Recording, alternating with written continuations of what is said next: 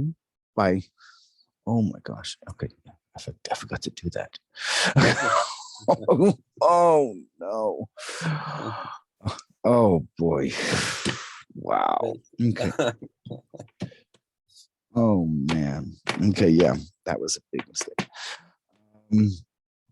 Okay, so let's deal with getting these things into their order, the 13 articles of faith. Let's take a look at each one on its own, but first we're going to see what are the three categories. Ok, muy bueno. Discúlpenos, se nos pasó. Normalmente iniciamos la grabación desde el principio. La idea es que ustedes tengan inmediatamente el recurso de el repaso. ¿Por qué? Porque de repente hay situaciones por el internet, por lo que sea, que no pudieron ingresar antes. Bueno, hubo un fallo técnico aquí. Ya nos estamos oxidando después de no dar clases por ¿cómo se llama? Un par de meses. Pero bueno. Ya está la grabación encendida. El punto aquí es lo que hace el Rambam al poner en orden los 13 principios de fe, es que esquematiza de una manera en que cada uno de los 13 principios de fe se construye sobre el anterior. De modo que si uno quisiera agarrar y estudiar en principio, el principio, por ejemplo, número 6, no entendería bien si no acaba de sentar las bases de los otros. Es decir, el primer principio de fe traza ¿cómo se llama? Lo necesario para entender el siguiente punto y así sucesivamente. Para dejar claro y que toda duda quede fuera. Por lo tanto, dice el Rab, vamos a ir en orden, por supuesto, y vamos a ver cómo se construye cada cosa como bloques que van creciendo. Okay. Here we go. Category 1 is principles 1 through 5, which speaks about, in a general way, let's describe it as the oneness, the eternality, and the omnipotence, the complete power of Hashem. That's what the first group is. Before we ever start dealing with Torah, or reward, or anything, we have to understand, what are we talking about when we're speaking about Hashem? Ok, entonces vamos a hacer 3 grupos diferentes. Dentro de estas 13 categorías, tenemos ahora 3 categorías o subcategorías. Entonces, englobamos los primeros 5 principios en esto que conocemos como la unicidad de Hashem. Estos 5 primeros principios van a lidiar únicamente con la unicidad de Hashem y explicar. Okay. Group number 2, 6 through 9, inclusive, is the authenticity of the Torah. This means not adding or taking away from it. What's in this? What about prophecies, other prophecies that are, like Isaiah is not inside the 5 books of Moses. How do we deal with prophecy at all? What's considered part of the Torah? Is that also something that they're adding, they're taking away? How do we deal with this? And authenticity means also permanence. And permanence, we have to understand what that means. Not being able to change it. Why? If something becomes outdated, can't you change it? Well, authenticity means it's truth. And truth never gets changed. There's not my truth and your truth. Truth is real truth, upon which everything is built. That is the second section. La segunda sección de estos 13 principios de fe hablan de la autenticidad de la Torah. Básicamente nos demuestran a través de estas expresiones que la Torah es verdad y que no puede haber un posible cambio en su estructura, o no puede venir a revelarse una nueva Torah, o no puede haber un cambio a la Torah establecida. Entonces, la segunda sección de los 13 principios de fe lidia ahora con la autenticidad de la Torah y su permanencia. Third is 10 through 13 inclusive. It deals with reward and punishment. We're going to change your definitions of reward, and you're going to change your definitions of punishment. Everything's going to change. We're talking about that with the individual, the group, the world to come, reincarnation, what's Messiah, anything that you think you know, or what you think is Messiah, or whatever you think is resurrection of the dead, the whole thing, everything is going to change completely, guys, because you are Christianly warped by a warped world, a completely warped world. And you cannot understand what reward and punishment is unless you understand what Torah is. And you cannot understand what Torah is unless you understand how do we deal with Hashem. That's why this has to be in this order. And within each group, we're now going to start to see each individual principle. At the end of each section, I'm going to give a little summary, which I had not done in previous years, of now that you understand each of those principles, a quick why now is each principle in its order. We're not going to do it in the beginning because you won't understand it until you understand the principles. Okay, let's get going. Ok, entonces la última sección de los 13 principios de fe lidia con la recompensa y castigo que vienen por guardar o transgredir las mitzvot o las órdenes de Hashem. Y escala esto hasta lidiar con el punto que tiene que ver con la resurrección de los muertos. Solo si entendemos el orden de una manera adecuada y entendemos los principios, podemos ver cómo esto va escalando hasta llegar a un punto álgido en todo ello. Entonces, pues bueno, vamos a empezar directamente con los, digamos, punto por punto. Por cierto, ya está en el grupo de Gedut de chat el cuestionario para que puedan ustedes también imprimirlo y después ir rellenando cada cosa. Okay. We will get to issues of how to deal with Zohar and Kabbalah at further points in the class. No, this is not a class in Zohar. Okay. However, there are certain things that we do need to understand.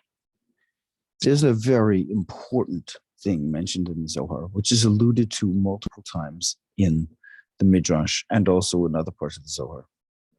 But this statement is what the Rambam based what he wrote on. The statement is Kucha Brichu ve'oraisa ve'Yisrael Chad. The Holy One, blessed be He, and His Torah, His instruction, or His will, and Yisrael is one. What does that mean? Well, let's translate that, and then we'll go through it and show how exactly that is these three categories and why they have to be in this order and what's going on here.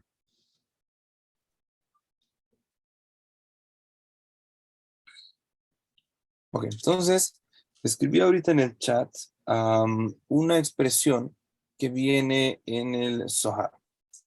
Ahora, tenemos que aclarar, esta clase que nosotros estamos desarrollando en principio no tiene que ver con conceptos cabalísticos, es decir, no estamos enseñando cábala.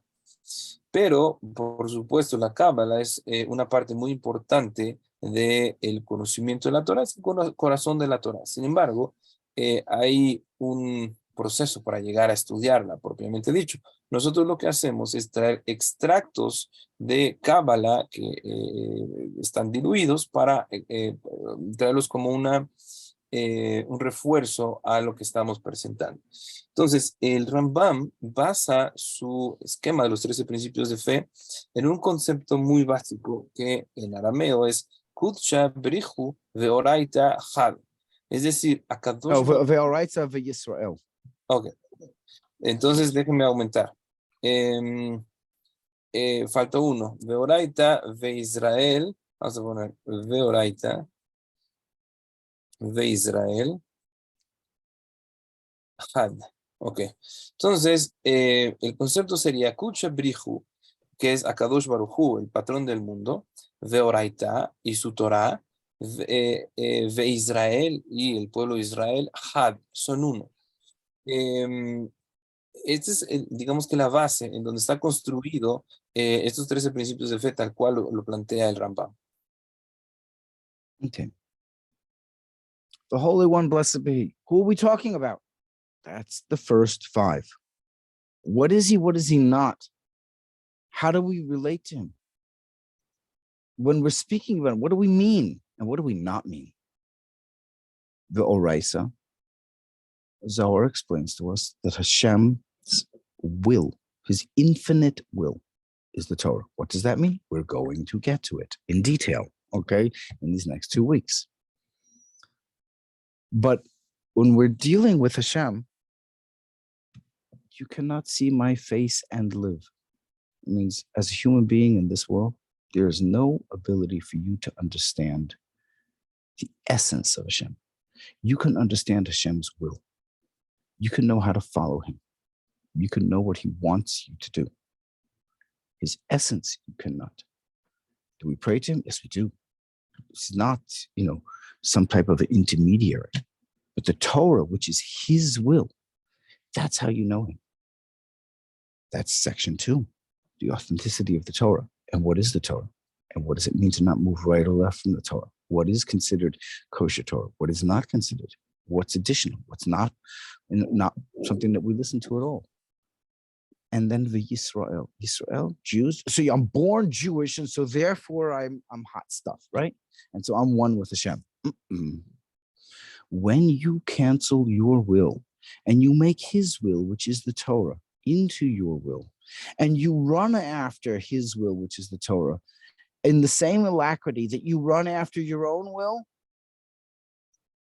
you have made yourself a shtick Torah, a piece of Torah. And just like the Torah is one with Hashem because it is His will, so to you become one with Hashem only through following the Torah. That means you have to know what Torah is, and you have to know what the Torah is coming from. Not coming from, because it's as if it's some type of an extrapolation of Hashem. It's not an extrapolation of Hashem. It's His actual will. That is the 3 pieces. The Holy One, blessed be He. Torah, your responsibilities.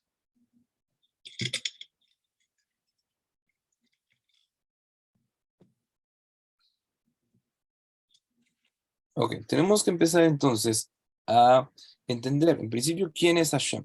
Es decir, nos referimos a el creador del mundo y demás. También cómo nos relacionamos con él. Es decir, ok, qué bueno que haya un creador del universo, pero ¿eso qué significa para mí?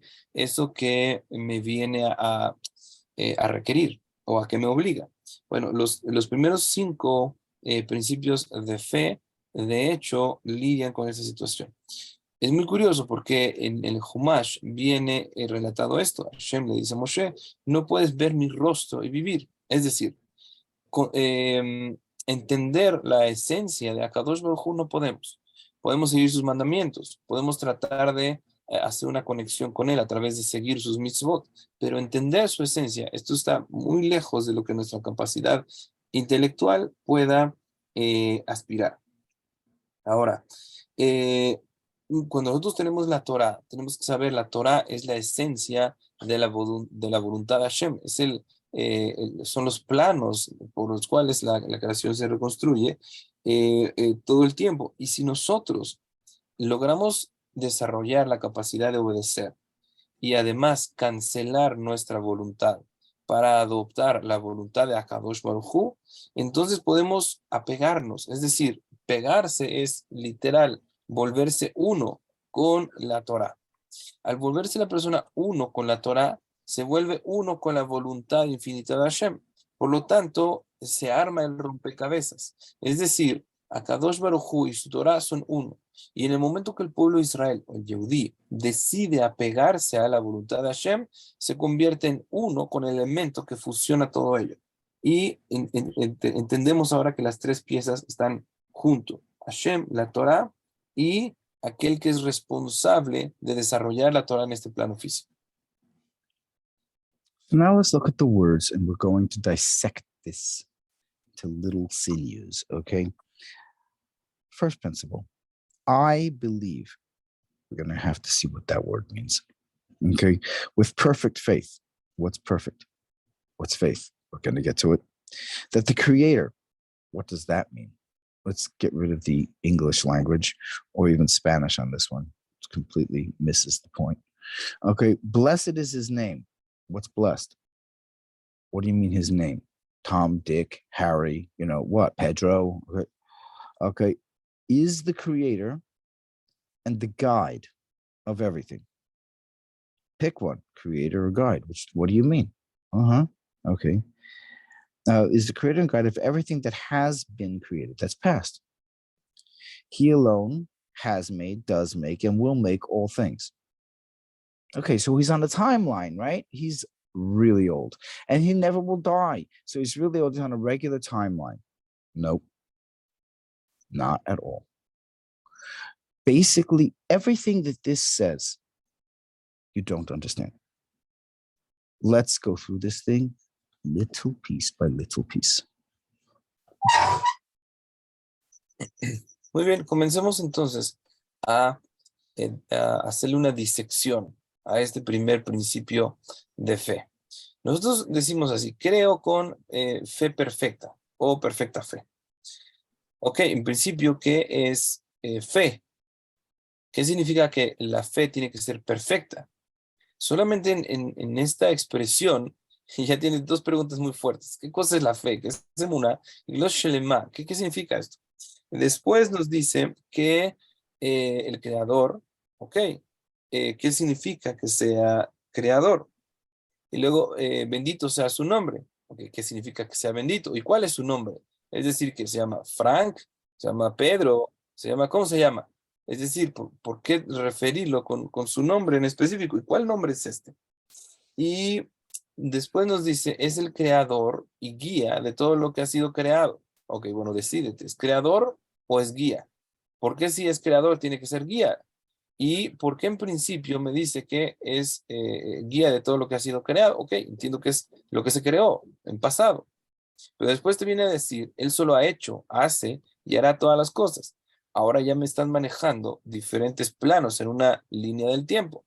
Podría pensar, ok, tal vez este Dios del que me estás hablando pues es extremadamente viejo. O sea, como que nunca se muere, pero tuvo un principio, o no tuvo un principio. Entonces, hay que lidiar con cada una de las cosas que comprenden esta primera expresión, porque si nosotros pensamos, ok, lo leí y dices, ok, tiene sentido. No, en verdad no le hemos entendido nada todavía. Right now, I'm going to take a little, not diversion, little wake-up call. You were all explained by Moshe, whether you've already had your interview or whether you're waiting for interview. We will get to you. Don't worry about it. Okay. Hashem needs to, if Hashem asked me, I would say, could you please put 50 hours in a day? And it still wouldn't be enough, but okay. You were all told that you have to read the book Adon Olam. This is not because, we're making any money here. The Spanish version, which is for most of you, I have not, and I don't think I will make 1 peso on it. Okay, and in the English version, I make a whopping $1 per copy. Woohoo! Keep the day job. Okay. Anyways, so the point is here. Everything that you're learning here in the Articles of Faith, which is so central to what we're going to be learning for the next 600 to 700 hours. It's all inside Adon Olam. Adon Olam was written by the beginning of the second Sanhedrin. The second Sanhedrin means the second temple. They wrote it because they were ending prophecy. Prophecy had existed from the first man continuously without a single break of even one moment until the times of the first generation of the second temple. And this was being ended purposely for a reason. And there was a certain issue of being orphaned, that the members of the Great Assembly answered all the questions that we ever could possibly have in Emunah. What Emunah? These 13 principles. Every question that any Inquisition or any Holocaust or anything could ever possibly bring up are all answered in Adon Olam. And I would just like to say I had an amazing experience the night before last. Wrote this book a long time ago. I have 2 sons who are, Baruch Hashem, doing extremely well. One's about ready to Bezrat Hashem get accepted into the best yeshiva in the world. They had been asking me for a long time, Tati, please read for us Adon Olam. We don't read English. They don't speak in Spanish or Russian or Portuguese either. So it's not in Hebrew yet. So we spent 4 months on Shabbos reading it. And at the end, I took them out to the woods, which is the first scene of the first part of the book. And we did a little summary. My son, who's trying to get into the best yeshiva in the world, who's incredible Talmid Chacham, said to me, I had no idea how deep Judaism is until this book. Adon Olam is not something that we give you to sit on the shelf. You are required in this course to read this. Please spend the time, not please, you must read the whole thing. Start it tonight if you haven't. Don't do it 1 page a day. Get this thing done, because everything that we're about ready to do, you're going to be missing a lot if you did not read Adon Olam. Denme un momento. Ok, entonces nos dice el Rab. En verdad, todos los que están aquí, por la mayor parte de ustedes, ya tiene el libro de Adon Olam. Si no lo tienen, acabo de ponerlo en el chat del grupo que tenemos del programa de conversión. Y los que, bueno, todavía no hemos entrevistado, tenemos un montón de trabajo por delante. Le pedimos a Shem a veces que tuviéramos 50 horas al día, pero pues no se puede. Entonces, vamos poco a poco. Todo lo que nosotros vamos a ver, es un paréntesis, todo lo que vamos a ver dentro de los 13 principios de fe está desarrollado en el libro Adon Olam, que ya se lo compartí. Ahora, tenemos que entender, este libro tiene un montón de inversión de tiempo y trabajo ahí. Por supuesto, el que les estoy compartiendo en digital tiene algunas correcciones que hacerse antes de la edición final y su impresión, pero bueno, es cortesía del programa de conversión. El Rav Zalman escribió el libro, dice, quién sabe si algún día vea remuneración económica, porque básicamente le estamos obsequiando a todos ustedes. Y ¿cómo se llama? El que tiene en inglés, pues bueno, le pagan $1 por cada volumen que se vende. Entonces, en ningún momento planeamos hacer el lucro de esto. Se nota leguas que no tiene que ver. Entonces, el punto aquí es, Adon Olam está basado en un poema litúrgico compuesto por los miembros de la Gran Asamblea. Los miembros de la Gran Asamblea estaban a punto de decidir suspender o pues sí, la profecía por los próximos miles de años. Una situación muy dura que vivía el pueblo de Israel. Y en este poema litúrgico está revelado todas las herramientas que el pueblo de Israel va a necesitar para sobrevivir en la diáspora, en la Galut, sin tener un canal de comunicación tan directo, claro y perfecto como era la profecía. Ahora, por eso es necesario que, aparte de que el curso va a lidiar con los 13 principios de fe, cada uno de ustedes impriman, de ser necesario, lean, anoten en este libro todo, porque viene desarrollado de una forma amplia y clara al respecto. No solo eso, el Rab quiere contarles una experiencia que tuvo. El Rab tiene varios hijos. Uno de ellos, Bezrat Hashem, está a punto de ser aceptado en la yeshiva más prestigiosa del planeta. Y dice el Rab, sus hijos no hablan también el inglés, hablan hebreo, como para leer el libro. Entonces le pidieron desde hace unos meses que les leyera este libro. Dice el Rab, estuve leyendo con ellos y hace un par de noches hizo lo que al principio del libro se describe, este paseo por el bosque con todo lo que implica el haz de luz y todo esto, esta caminata en el bosque. Fui con mis hijos, dice, y justo este chico que está por entrar, Bezrat Hashem, en esta yeshiva, básicamente el niño es un genio. Para aplicar a esta yeshiva es porque estás dentro del el segmento de las leyendas, casi. Es complicado, es una yeshiva muy difícil de entrar. 5-month entry process. Nomás el proceso de entrada requiere una evaluación de 5 meses. Entonces no está fácil. Entonces dice el Rab que este jovencito le dijo a su papá, oye papá, no había entendido la profundidad del judaísmo. Vaya, él que ya es un chico que tiene un montón de conocimiento, hasta la que leí y pude hacer este ejercicio que el libro plantea. Entonces no lo tomen a la ligera. Uno puede ver, bueno, pues es una novela, qué bonito, mira unos personajes, se van de viaje, muy bonito. No es solo eso, en verdad, en la forma en que se desarrolla, vienen muchas cosas muy, muy profundas ahí. Tómalo con la debida seriedad y, por supuesto, no nada más una recomendación. Están obligados a leer este libro y ya les voy a decir cuándo entregar un ensayo al respecto.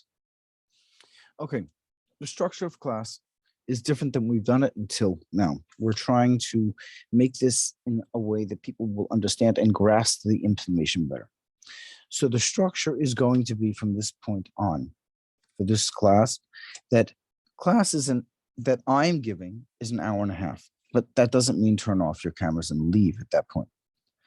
Moshe is then going to be taking questions for a half hour.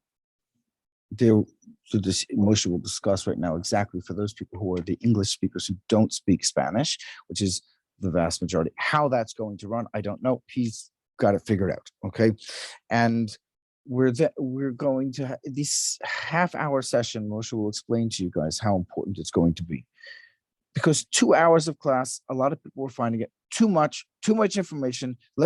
Can we get all the stuff together?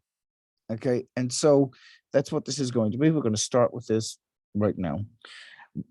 Moshe, whoever it is, we're going to make this thing much more organized on the tapes. Unfortunately, we didn't start this one in time. Okay. So we're going to give each one a name. Call it Monday, April 17th, 2013. Introduction to the 13 Principles of Faith till the start of the first principle. Each class will have a name. So if somebody's missing something, or if somebody wants to look up something, it's not going to be haphazard. They will see the name of exactly what it is, what it's starting at, what it's ending at, not just the date that it was, but with the subject at the beginning till the end, so that they know what they're doing. When we're in Shabbos, it'll be, Bishul, from, Kli Rishon to Kli Sheni, stop, or whatever it is, so that the people can go and look it up. They're having problems on their test. They don't understand. That's the one I need to listen to, or I missed it. They can see it by the date. They don't remember the date. It was on a Tuesday.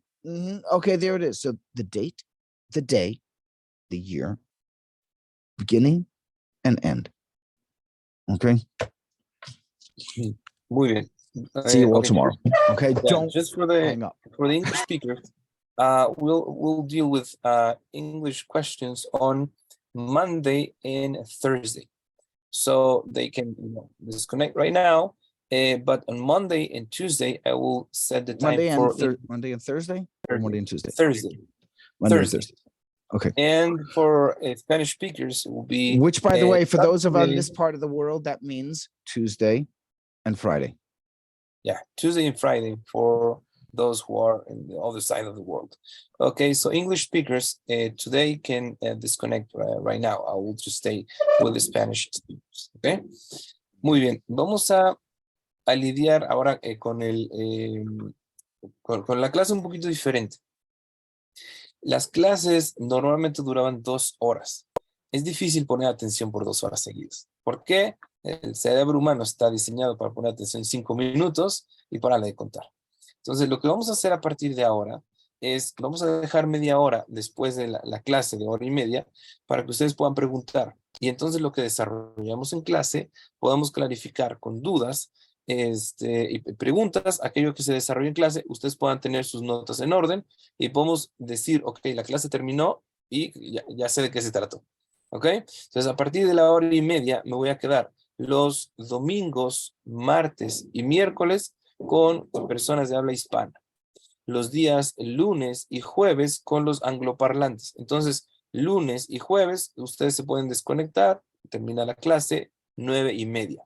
Pero los domingos, martes y miércoles va a ser diferente y me quedo con ustedes si tienen preguntas. Por ejemplo, ahorita Mijael O'Donnell levantó ya la mano y bueno, empezamos con la sesión de preguntas. Vamos a durar 30 minutos con esta sección. Por supuesto, si no hay preguntas, quedó algo muy claro, podría llegar a reducirse. También, toda vez que esta clase está grabada, el equipo técnico, Meir, que nos ayuda un montón, nos va a ayudar. Entonces va a estar en nuestra plataforma de internet la fecha, es decir, hoy que es 16 de abril del 2023, va a estar el título de la clase, es decir, principios de fe, primer principio hasta el final o a la mitad de este principio de fe.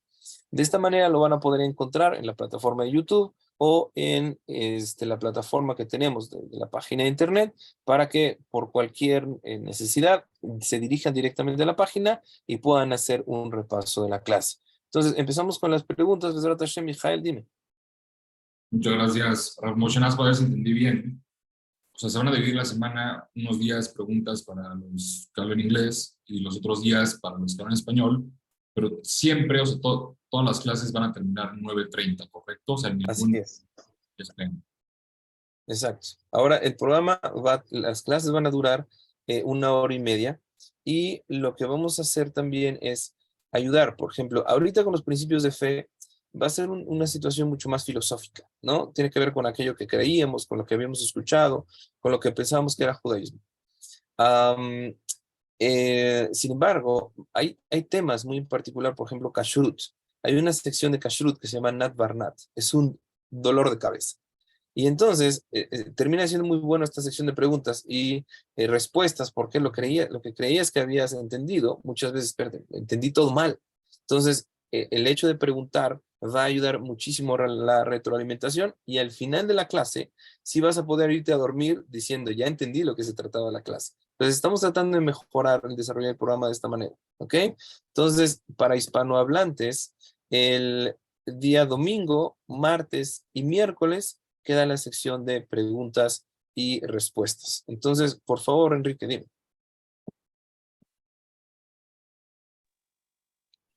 Buenas noches, Rap. Es una pregunta. Uno de los principios de fe dice que creo y doy fe que la Torah es una y no habrá otra, y no habrá más. No recuerdo qué número era. Pero pues lo que yo entendí en la lectura de Adón Olam, ¿no? Es que dice pues que Hashem es infinito. Da igual, los seres humanos somos finitos. Por más inteligente que sea, sigue siendo una persona finita. ¿Cómo puedes afirmar o cómo podemos saber que pues en algún momento Hashem no eh, puede modificar o hacer algo parecido a una nueva Torah o algo así? Ok, en verdad nos vamos a meter mucho más a detalle cuando se desarrolle. Hemos tocado apenas el primero de los principios y ni siquiera nos hemos metido bien. Les voy a dar, creo que le llaman un spoiler, les voy a adelantar un poquito al respecto. Y es que la Torah, al ser la voluntad de Hashem, vamos a ver que se desarrolla el concepto de que a través de la Torah se reconstruye continuamente la obra de la creación. Por lo tanto, si faltara algo en la Torah, algo en su estructura, si se fuera a quitar una parte, básicamente el mundo dejaría de existir. ¿Por qué? Porque es a través de la Torah que el mundo viene a la existencia. Hay un concepto dentro de la física cuántica que dice que el sistema recibe energía de alguna parte.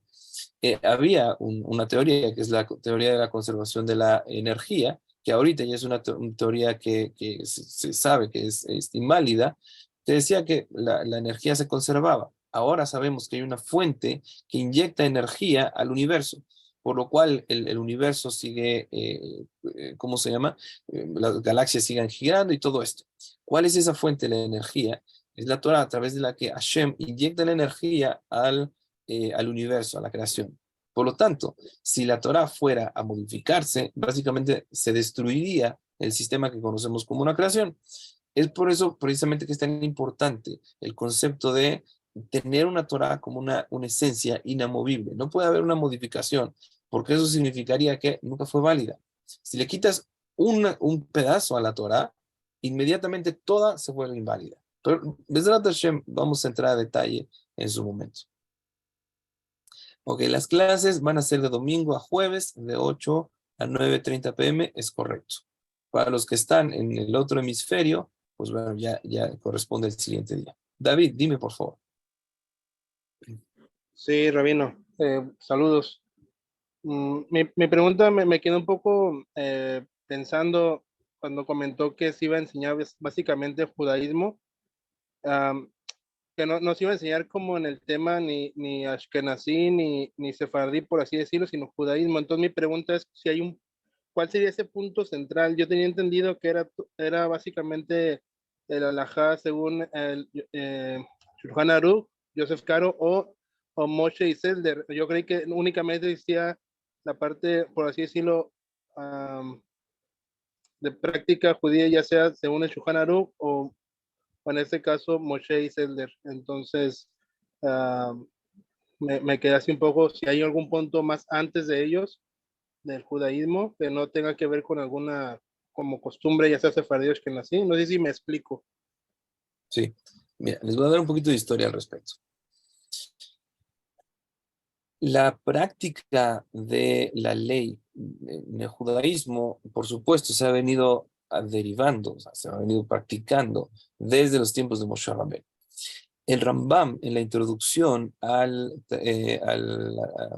Seder, al orden Seraim, en el Masejet Berajot, en la Mishnah, dice que a Kadosh Baruj Hu le entregó las mitzvot, es decir, los preceptos escritos al pueblo de Israel, pero su explicación de forma oral.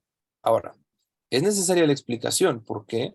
Porque la Torah, te pongo un ejemplo, la Torah nos dice, y pondrán tefilín, no dice tefilín, dice, behayule totafot ben aeneja, y serán totafot entre tus ojos. Ahora, la pregunta del millón, ¿qué cosas son totafot? Porque la verdad, no existe una definición de totafot. Antes, uno podría decir, ya está, me pongo el celular y ya tengo un símbolo, totafot. ¿Esto es totafot? ¿Qué cosa es totafot? Entonces, la Torah en ningún momento desarrolla cómo se construyen unos tefilín. ¿Qué cosas son los tefilín? Tal vez son triangulares, tal vez dentro de los tefilín, no sé, hay unos chocolates. Tal vez tiene que tener otra cosa. Tal vez no tienen que tener correas, tal vez tienen que tener elásticos. ¿Quién sabe cómo se construyeron unos tefilín? Esto, la explicación, se transmitió de forma oral. ¿De quién? De Moshe Rabbeinu, y la transmitió a Yehoshua bin Nun. Yehoshua se lo transmitió a los ancianos a los profetas a los miembros de la gran asamblea, los miembros de la gran asamblea a las parejas de estudios. Las parejas de estudios lo transmitieron a los Tanaim. Y los Tanaim, en cierto punto, Rabbi Yehuda Hanasi vio que el nivel del pueblo de Israel era tan bajo que se iba a perder el conocimiento. Y él viene y escribe las Mishnayot, que básicamente son células llenas de información respecto de la práctica de la halajá. Viene ahora la Gemara y estudia las Mishnayot y las desarrolla. ¿Qué me está diciendo Rabbi Yehuda Hanasi en cada una de las Mishnayot? Se desarrolla la Gemara por aproximadamente 600 años, el Talmud Babli, el Talmud Yerushalmi por aproximadamente 300 años o menos, fue mucho menos. Y después vienen los Rishonim a partir de la época, de la era, perdón, del año 1000 aproximadamente de la era común, en el medioevo. Ahora, ellos empiezan a desarrollar ya libros en donde esquematizan alajot prácticas.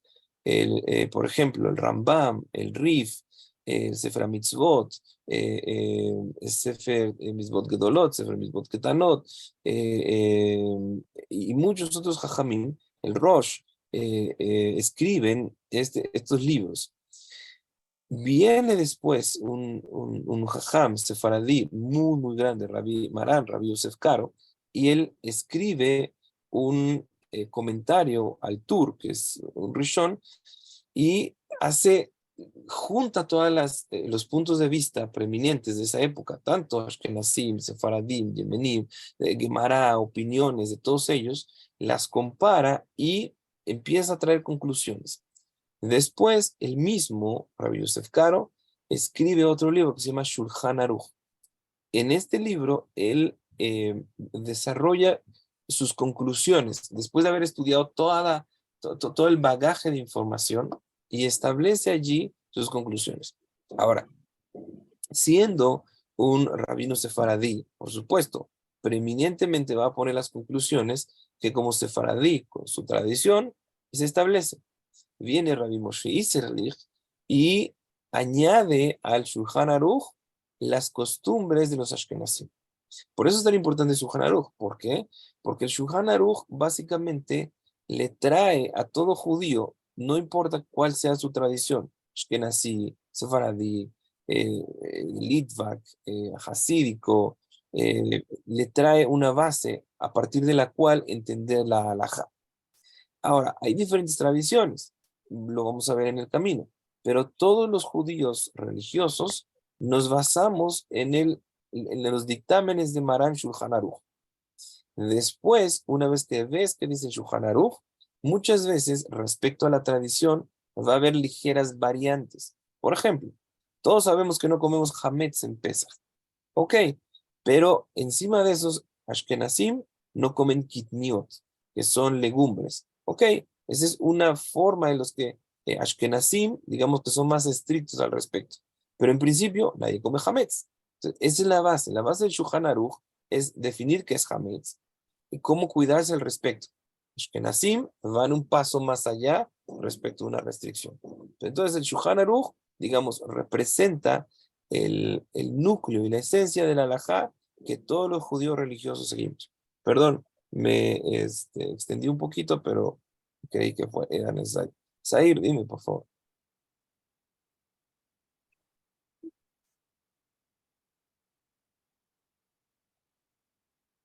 Creo que tu micrófono está apagado, Zahir.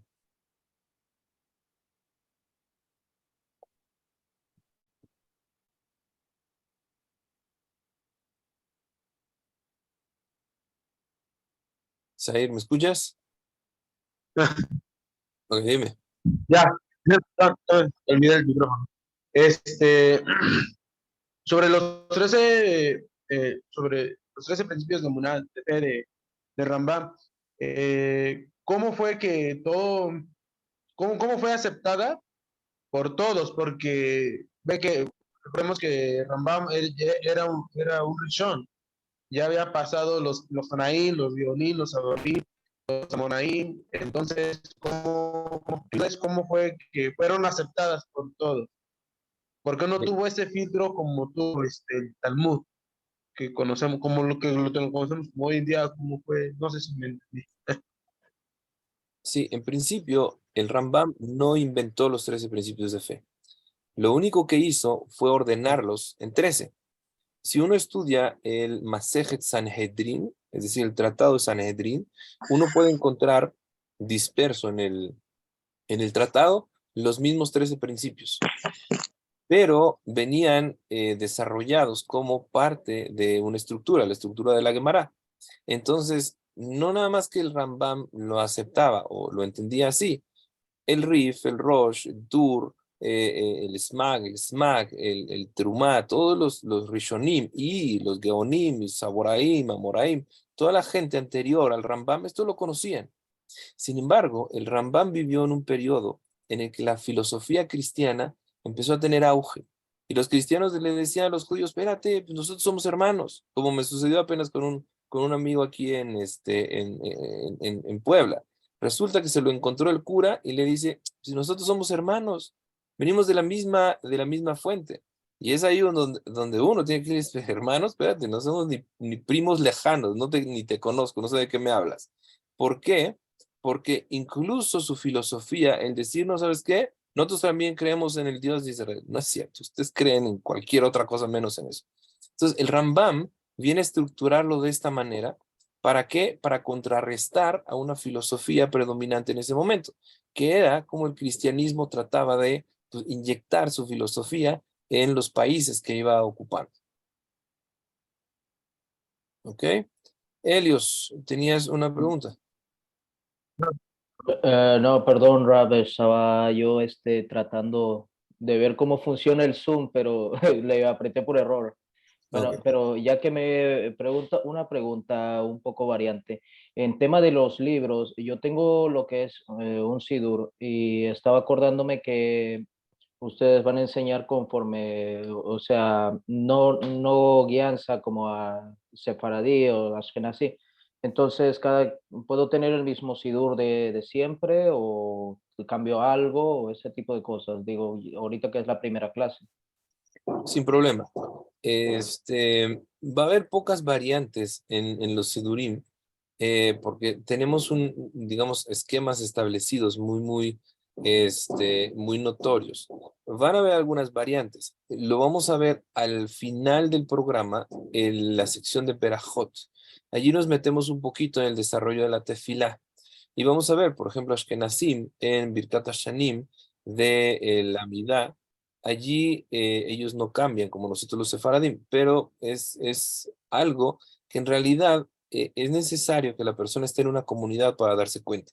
Porque aquí lo vamos a tocar como un tema teórico, pero cuando estás en una comunidad te das cuenta de cómo son las cosas. Llegas y te dicen, bueno, vamos a empezar en Odú. Y tú dices, ¿Odú? ¿Y eso con qué se come? O no tengo idea de lo que me estás diciendo. Yo empiezo desde el principio del Sidur. ¿Qué es eso de Odú? Entonces ya sabes que Odú es una sección. Antes de Odú, pues tienes Korbanot.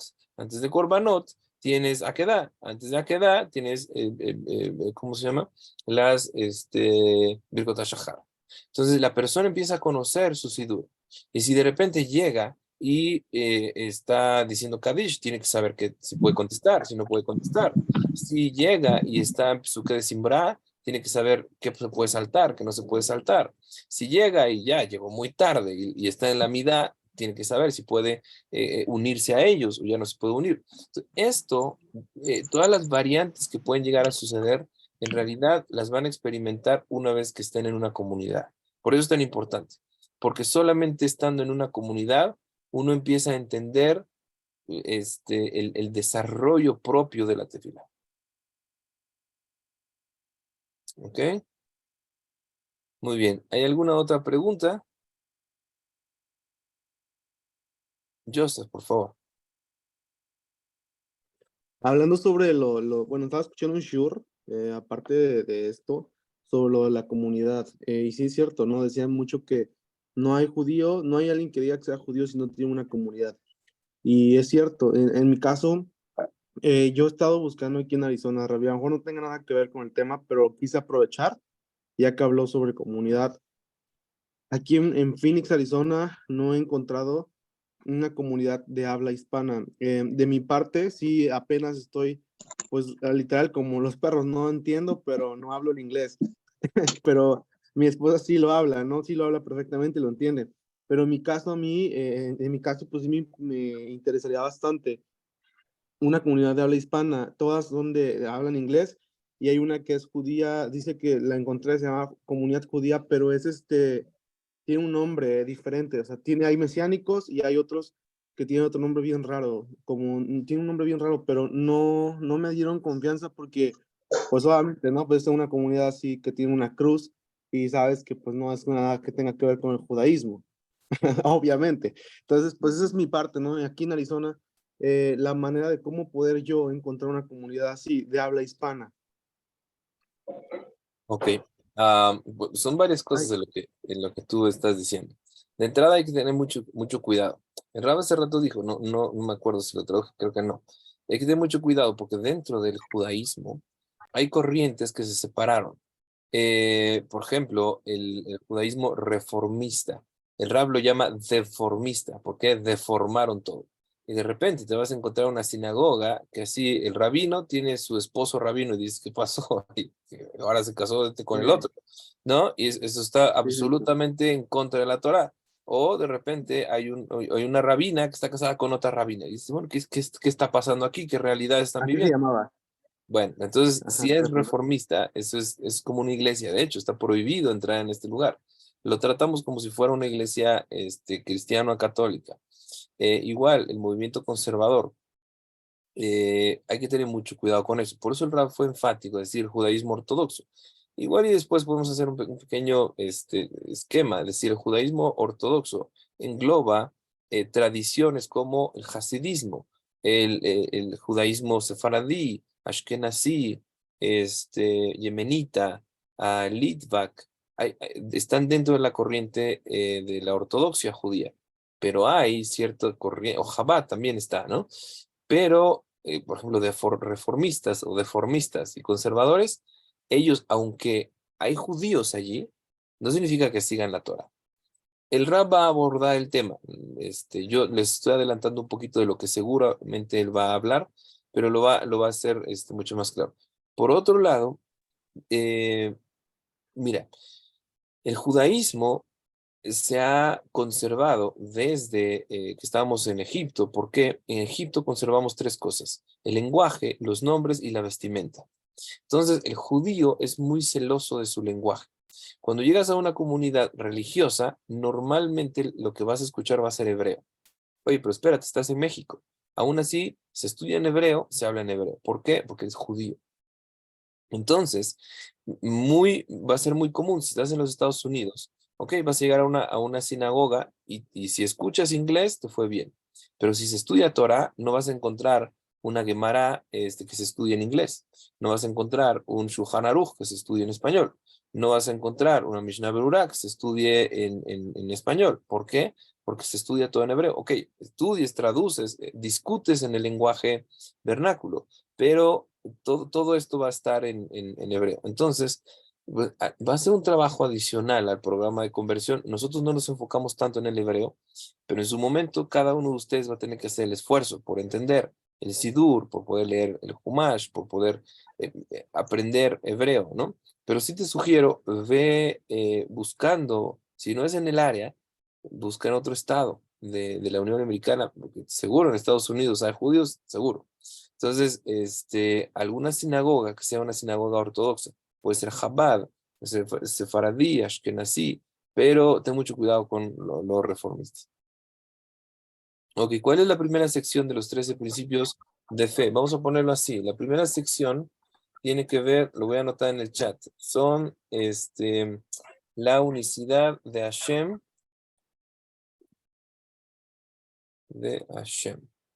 En la segunda sección tiene que ver con la, ¿cómo se llama? La Torah y su preeminencia. Vamos a ponerlo así. La tercera tiene que ver con recompensa y castigo. Ahora, se va a desarrollar mucho más, ¿no? Por ejemplo, dentro de la segunda sección es la Torah, el hecho de que es la voluntad de Hashem, el hecho de que no se puede cambiar, el hecho de que es verdad. Todas estas cosas van dentro de esa segunda sección. Entonces, puse en el chat las tres grandes secciones que comprenden los 13 principios de fe. ¿Ok? Muy bien. ¿Alguna duda? ¿Más hasta aquí? Una Sí, pregunta, Rab. sí.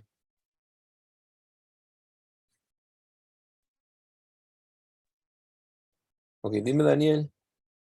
Ok, es muy importante que tengan una buena conexión, porque al Rab le puede mucho que suceda de repente esto, yo sé, no por evidenciar a alguien, pero si la conexión se traba, el Rab dice, bueno, pues están escuchando o no están escuchando, no puedes escuchar a medias algo, porque de repente saca uno conclusiones inadecuadas. A ver, dime por favor, José Martínez Villanueva.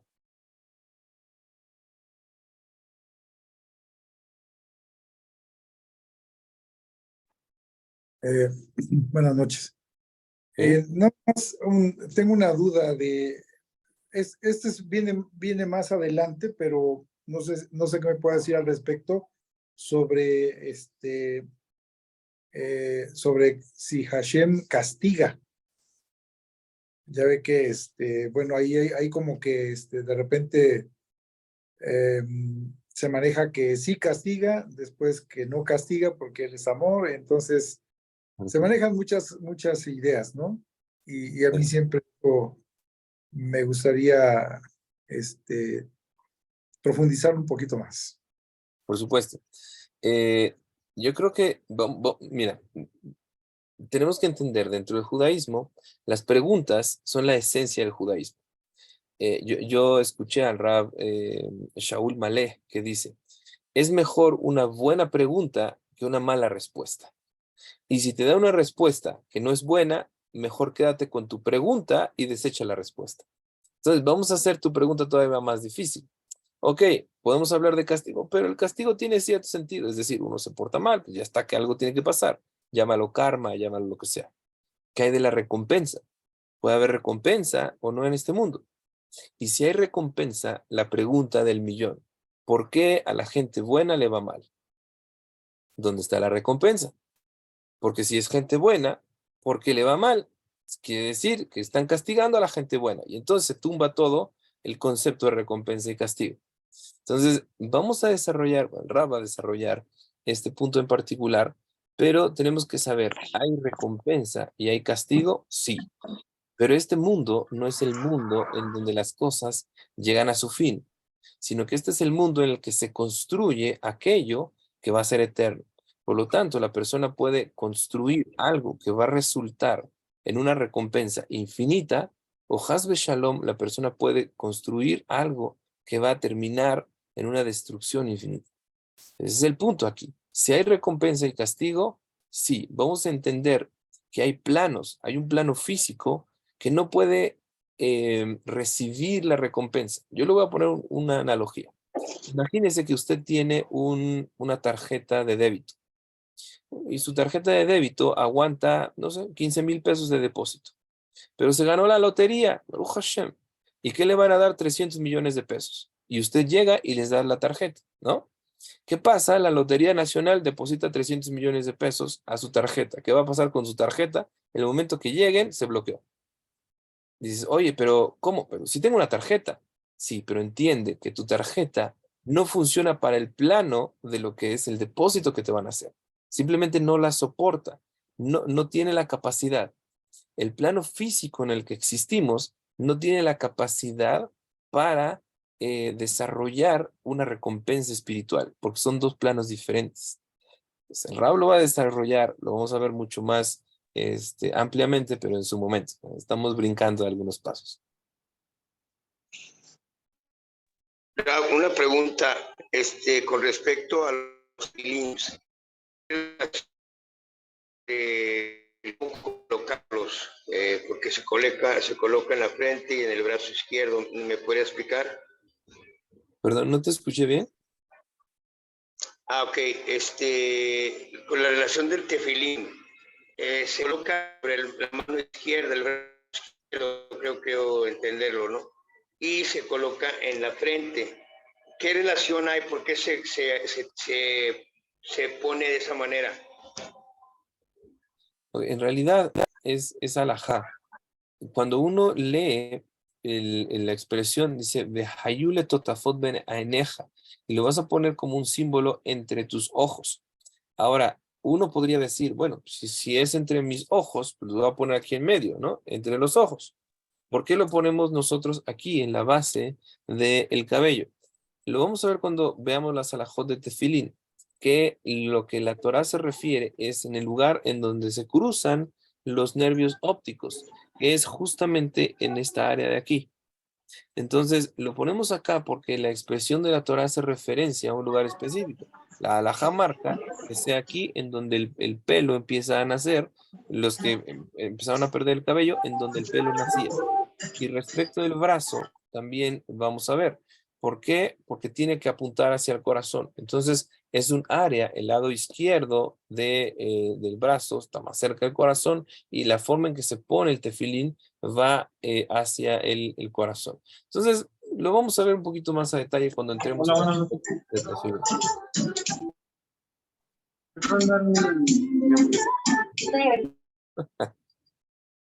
Alguien anda de fiesta. Ok, eso pasa también. Esto no tiene nada que ver con la glándula pineal, Rab. No, tiene que ver con los nervios ópticos. Ok. Ok, bueno, pues llegamos al final de la clase. Vamos a tener todo un programa completo para relacionarlos. Va a haber mucho tiempo para poder hacer preguntas. Por supuesto, también lo pueden hacer en el grupo de preguntas y estoy ahí a su disposición para poder ayudarle en lo que pueda. Les voy a mandar al grupo de WhatsApp. Pónganse muy atentos porque voy a compartir muchas cosas ahí. En este momento les voy a mandar una foto de los 13 principios de fe para que los tengan a la mano, ¿ok? Y voy a estar compartiendo con ustedes algún tanto más de información y pues, Bezrat Hashem, nos vamos a ver el día de mañana a la misma hora, como siempre. Que tengan muy buenas noches. Gracias. Hasta luego. Gracias. Hasta luego. Gracias. Laila Tov. Laila Tov. Hasta luego. Laila Tov. Laila Tov.